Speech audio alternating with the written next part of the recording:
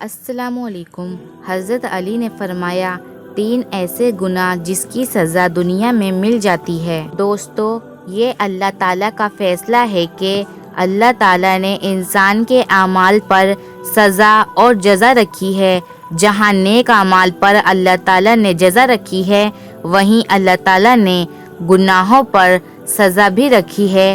اکثر گناہ تو ایسے ہیں جن کی سزا تو انسان کو آخرت میں ملے گی، لیکن کچھ گناہ ایسے بھی ہیں جن کی سزا آخرت میں ملنے کے ساتھ ساتھ انسان کو دنیا میں بھی کاٹنی پڑتی ہے۔ تو آئیے جانتے ہیں یہ گناہ کون سے ہیں، اور اس بارے میں حضرت علی رضی اللہ تعالیٰ عنہ کا فرمان کیا ہے۔ اس بارے میں مکمل معلومات جاننے کے لیے آپ سے گزارش ہے آپ پورا سنیں۔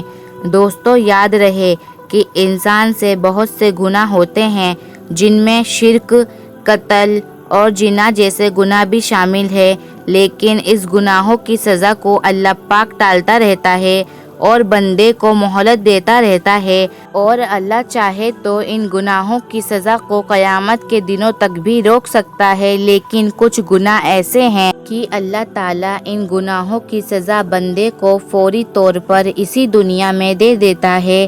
ادھر بندہ یہ گناہ کرتا ہے اور ادھر اس کو اس کا بدلہ مل جاتا ہے۔ یہ گناہ کون سے ہیں؟ چلیے حضرت علی رضی اللہ تعالیٰ عنہ کی وہ حکایت بتاتے ہیں۔ کہتے ہیں کہ ایک شخص حضرت علی رضی اللہ تعالیٰ عنہ کی بارگاہ میں حاضر ہوا اور عرض کیا کہ کیا کوئی ایسا گناہ ہے کہ جس کی سزا انسان کو اسی دنیا میں ملے گی؟ تو حضرت علی رضی اللہ تعالیٰ عنہ نے فرمایا کہ میں نے اللہ کے رسول صلی اللہ علیہ وسلم سے سنا ہے کہ 3 گناہ ایسے ہیں کہ جس کی سزا انسان کو دنیا میں ہی مل جاتی ہے۔ پہلا گناہ ماں باپ کو تکلیف پہنچانا اور ان کے ساتھ زیادتی کرنا۔ جو انسان اپنے والدین کو تکلیف دیتا ہے تو اس کی اپنی اولاد اس کو دنیا میں ہی تکلیف پہنچاتی اور وہ دنیا میں ہی رسوائی کا سامنا کرے گا۔ دوسرا گناہ ظلم کرنا ہے۔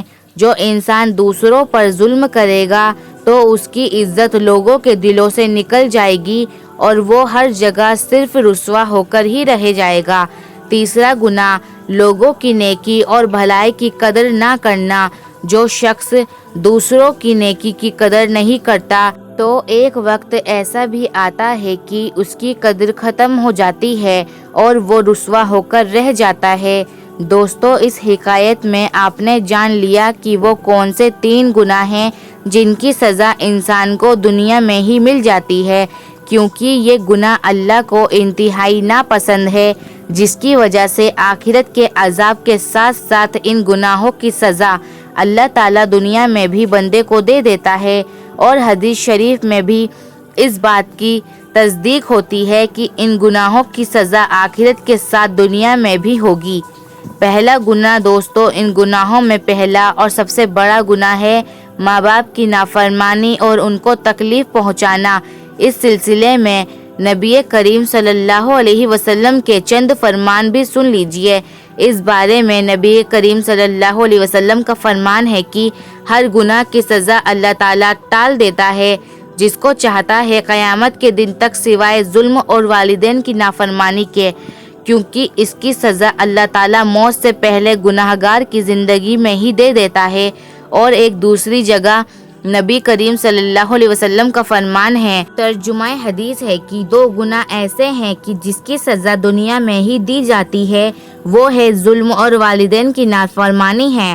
ایک اور حدیث میں نبی کریم صلی اللہ علیہ وسلم کا فرمان ہے، ترجمہ حدیث ہے کہ ظلم اور بے رحمی سے بڑھ کر کوئی گناہ ایسا نہیں جس کی سزا اللہ کی طرف سے اسے جلد سزا دی جائے اور آخرت کے لیے بھی اسے باقی رکھا جائے۔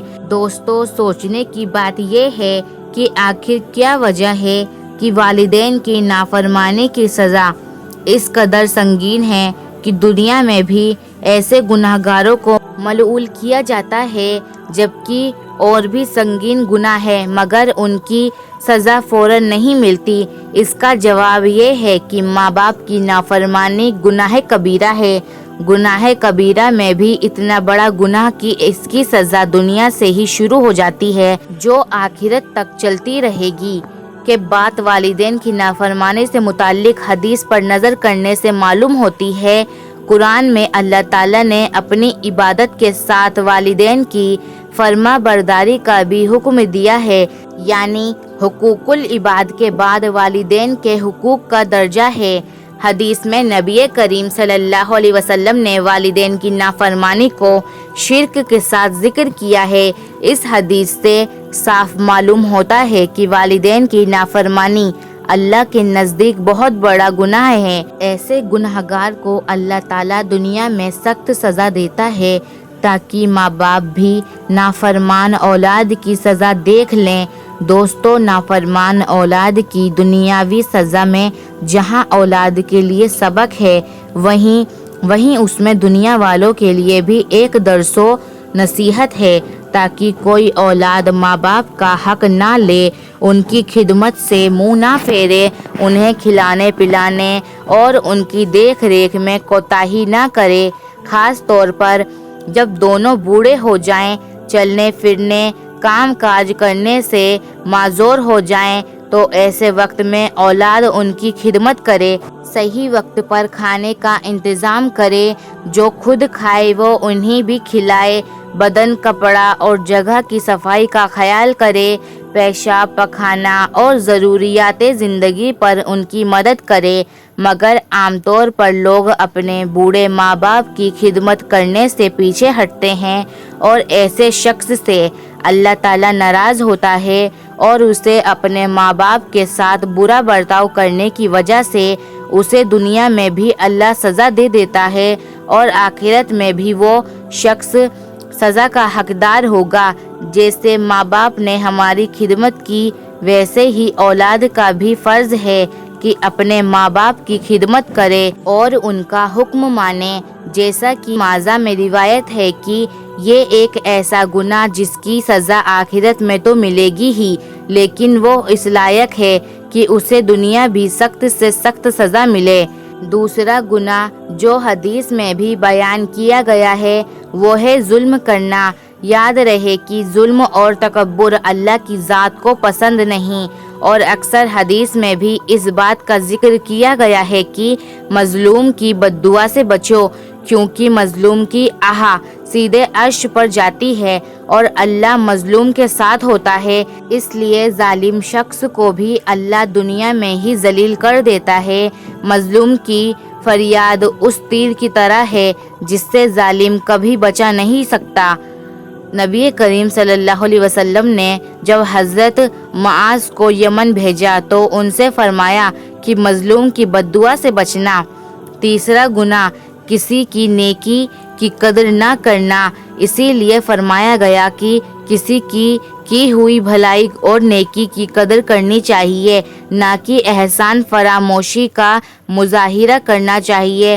اگر کوئی شخص احسان فراموشی کرے گا تو اس کو اس کا خمیازہ دنیا میں ہی بھگتنا پڑے گا۔ ویسے کہا جاتا ہے کہ کسی مومن کے دل کو توڑنا خانہ کعبہ کو بھی ڈھا دینے سے بڑا گناہ ہے۔ اب خود ہی سوچ لو کہ جب آپ کسی کی احسان کو فراموشی کرتے ہیں یا کسی کی نیکی کو بھلاتے ہیں تو اس شخص کے دل پر کیا گزرے گی۔